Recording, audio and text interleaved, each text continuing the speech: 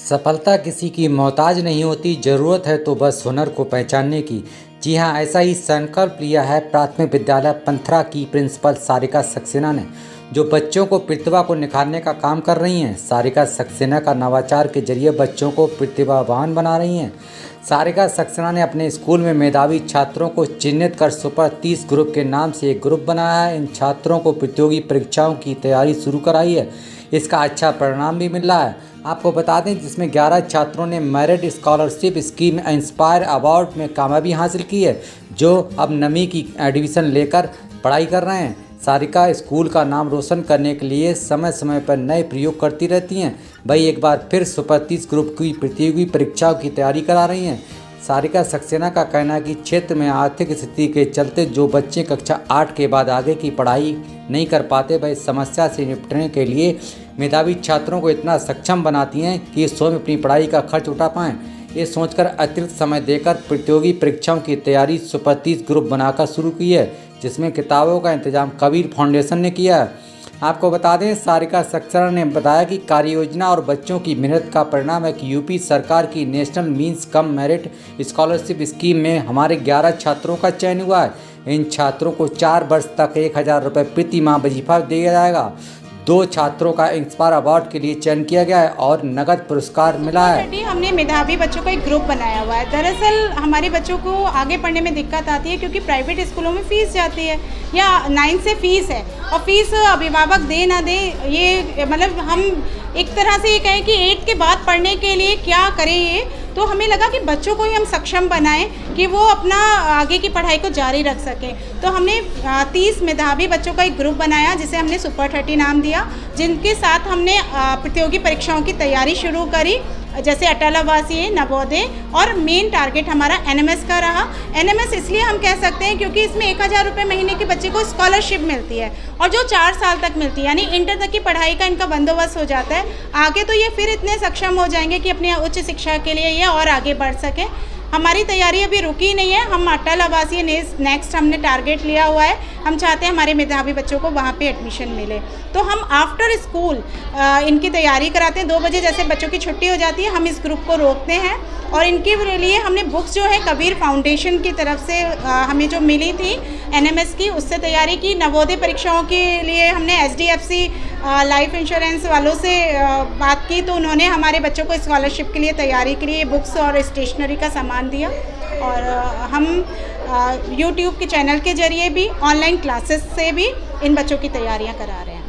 क्या क्या पढ़ाया जाता है बच्चों को, क्या जानकारी दी जाती है? सर, दरअसल एनएमएस का सिलेबस में हमारा रीजनिंग, साइंस, एसएसटी और मैथ्स है। तो मेन हमारा फोकस, क्योंकि 90 हमारा मार्क्स का 90 क्वेश्चंस का पेपर जो होता है वो रीजनिंग का होता है, तो हमारा फोकस जो है वो रीजनिंग पे है।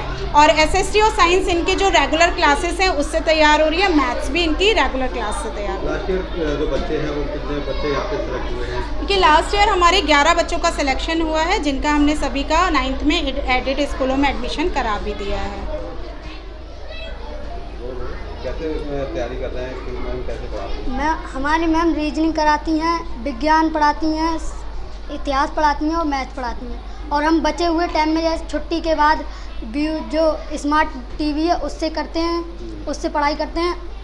और जो बाद में हमें क्वेश्चन समझ में नहीं आते तो हम मैम से यूट्यूब चैनल पर पूछते हैं। तो क्या लगता है कहाँ पे एडमिशन हो जाएगा आपके, और स्कूल में एडमिशन होगा आगे जाके? हाँ, यस। आप बताओ। ये हमको ये लगता है कि हमारा और अच्छे स्कूल में एडमिशन होगा आगे चल के। मैं एनएमएस का फॉर्म देने जा रहा हूँ। हमारी मैम हमें बहुत अच्छा पढ़ाती हैं, इसलिए हम सोच रहे हैं कि अगर कोई अच्छे स्कूल में हमारा एडमिशन हो गया, जैसे कि अटल आवासीय है, नवोदय है, एनएमएस है, तो हमारी पढ़ाई अच्छी हो जाएगी। इसीलिए हम ये फॉर्म दे रहे हैं इंटरव्यू। कौन से सब्जेक्ट पढ़ाए जाते हैं मैडम? हमारे स्कूल में जैसे साइंस है, गणित है, और इतिहास, भूगोल, पर्यावरण, ऐसे कई सब्जेक्ट पढ़ाए जाते हैं। रीजनिंग है? हाँ, रीजनिंग है, हिस्ट्री है, स्मार्ट टीवी पे भी पढ़ाया जाता है। और अगर कोई क्वेश्चन समझ में ना आए तो हम अपनी मैम से स्मार्ट वो यूट्यूब चैनल पे भी बात कर लेते हैं और एक्स्ट्रा क्लास और भी। हम अभी एनएमएस की तैयारी कर रहे हैं, जिसमें अटल आवासीय नवोदय की पढ़ाई हो रही है हमारे स्कूल में, जैसे कि इतिहास, भूगोल और मैथ, विज्ञान पढ़ाई जाती है। हम पहले तो अपने क्लास का पढ़ते हैं, उसके बाद जो छुट्टी के बाद टाइम बचता है उसमें हम पढ़ाई करते हैं। जो मैम जब से हमारे स्कूल में स्मार्ट टीवी आई है तो हमें पढ़ने में और आसानी हो गई है। कौन कौन से सब्जेक्ट पढ़ाते हैं मैडम आपको इसके लिए? साइंस है, मैथ है, भूगोल है, इतिहास है, रीजनिंग है? रीजनिंग भी पढ़ाई जाती है। मैं एनएमएस और अटल आवासीय और नवोदय में मेरी मैम फॉर्म भरवा रही हैं और मैं अच्छे से पढ़ाई करूं कि इसके लिए वो निकाल सकूं। जैसे कि मेरी मैम कह रही थी कि अगर आपने एनएमएस का निकाल दिए तो आपके 1000 रुपये महीने आएंगे, फिर उससे आपके आगे की पढ़ाई वो और अच्छे से होगी और आसानी होगी और मैं उससे बड़े स्कूल में जाऊं और अच्छे से पढ़ाई करूं। जैसे कि हम पढ़ते हैं तो हमारे लिए समझ में नहीं आता है तो हम यूट्यूब पे भी पूछ लेते हैं मैम से और इस खाली टाइम में मतलब क्वेश्चन करते हैं बैठ के।